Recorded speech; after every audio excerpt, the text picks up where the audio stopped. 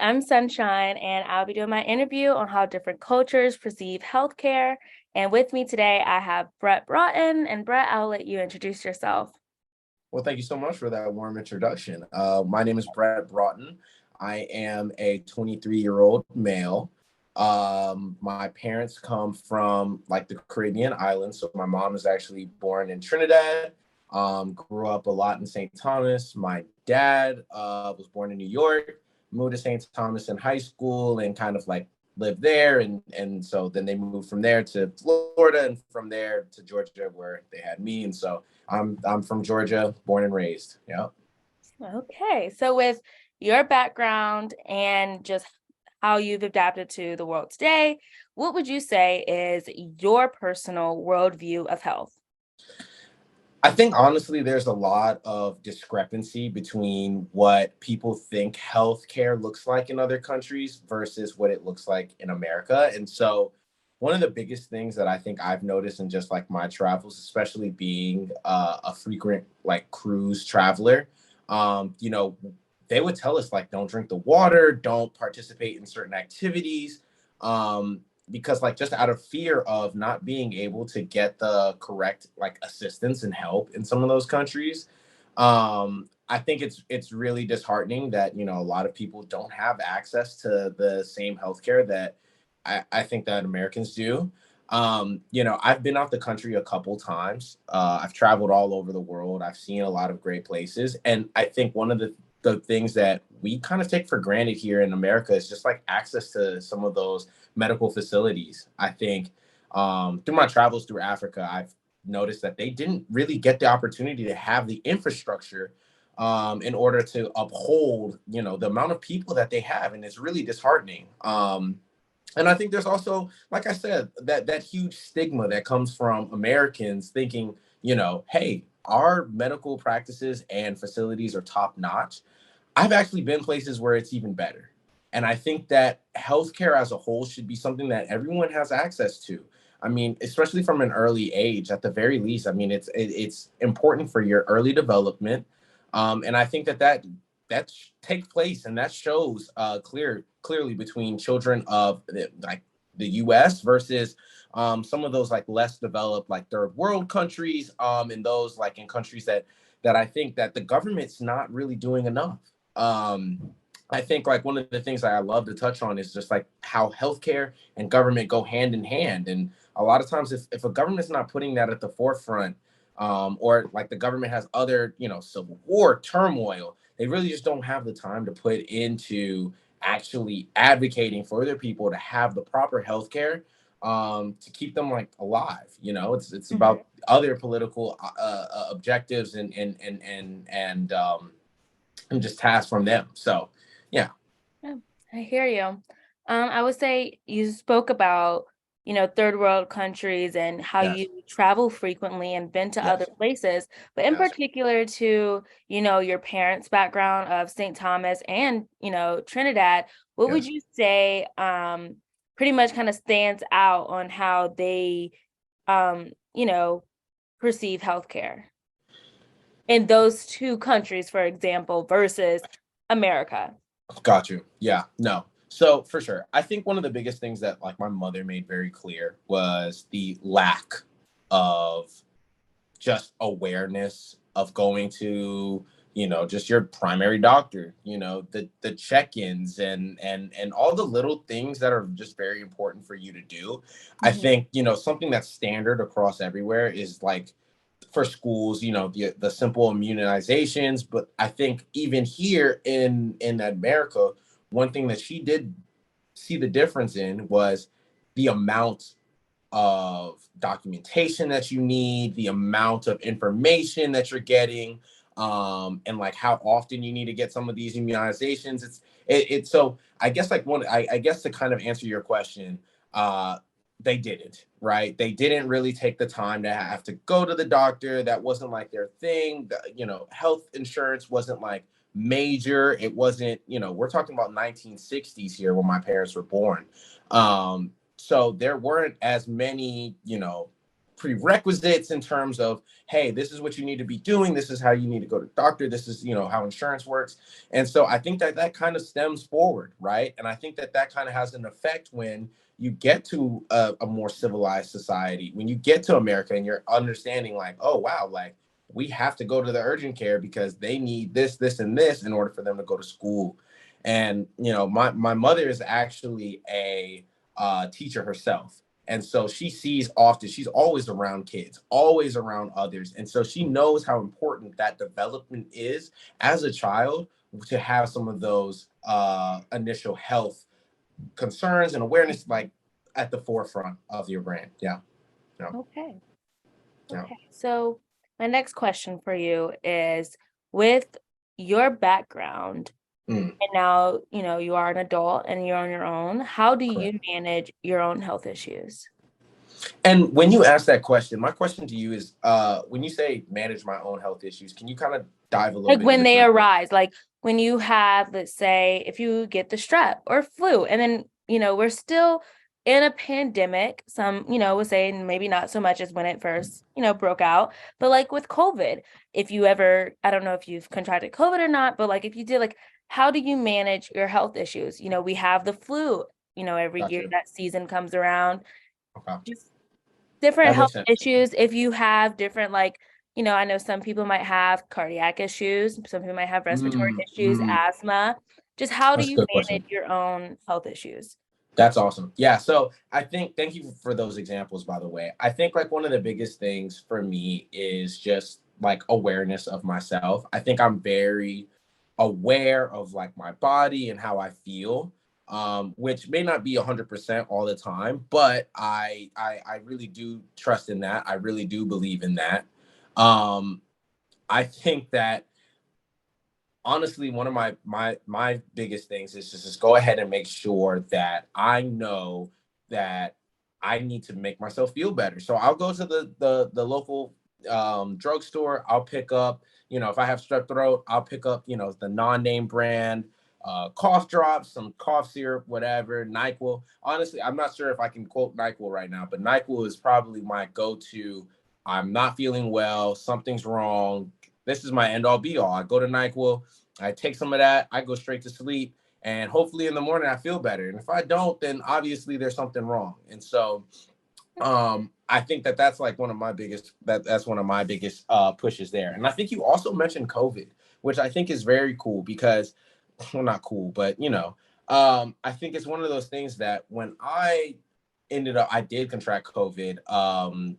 I can't remember exactly when, but my whole family got it at the same time, and just our approaches to how we would handle the situation was really different, really different. I think for myself, I just figured, you know, I'm young.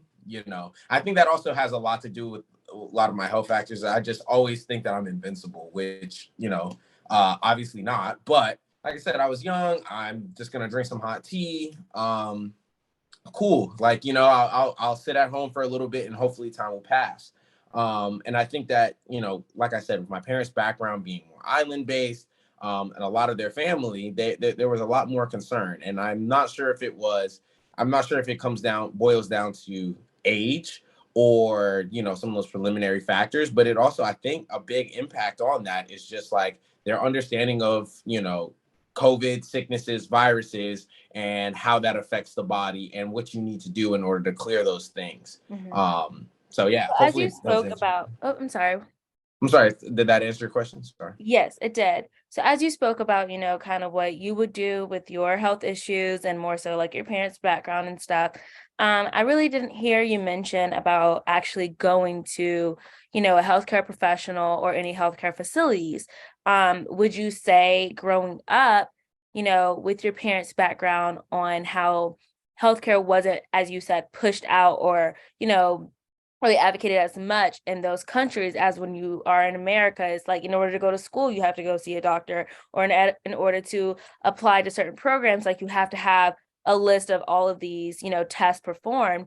Yeah. Would you say like, how would you say, I mean, how would you pretty much how would you describe your upbringing with going to a healthcare professional?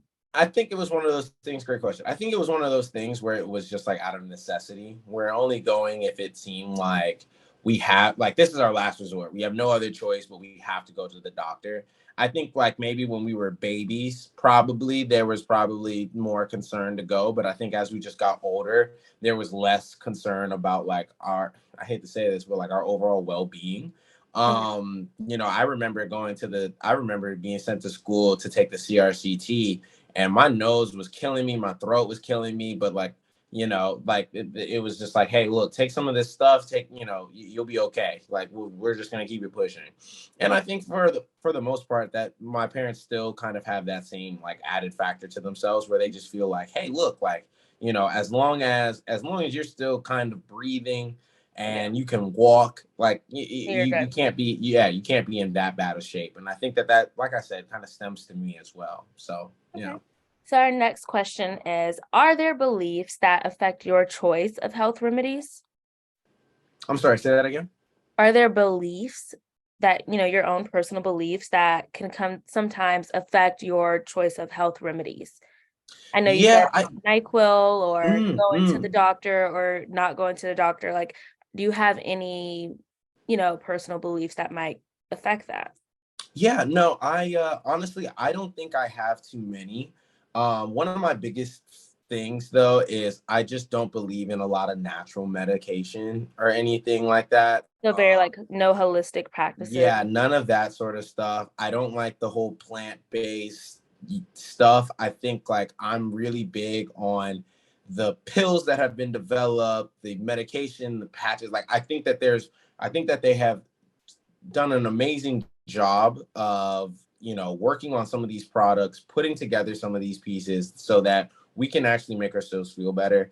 I think when you just, go out there and you're trying stuff and, hoping for the best result, and you don't want to put any, like, additives, I guess, maybe in your body or whatever. I think it's a complete lack of concern for your actual health. I think you're grasping at straws, quite frankly. Yeah. Okay. So you mentioned about, pills and stuff like that, that you think, is more so, I guess, better or scientifically proven to help more than some of these holistic practices. Yeah. Would you say how would you um obtain, I guess, these pills or which type of medication practices do you um personally like would take and stuff if you aren't going to the provider? Like, do you do over the counter medications? Do you Yeah. go to your local drugstore? Like, what do you do Yeah. to in order to help yourself feel better? What Y- medications if it's not holistic practices?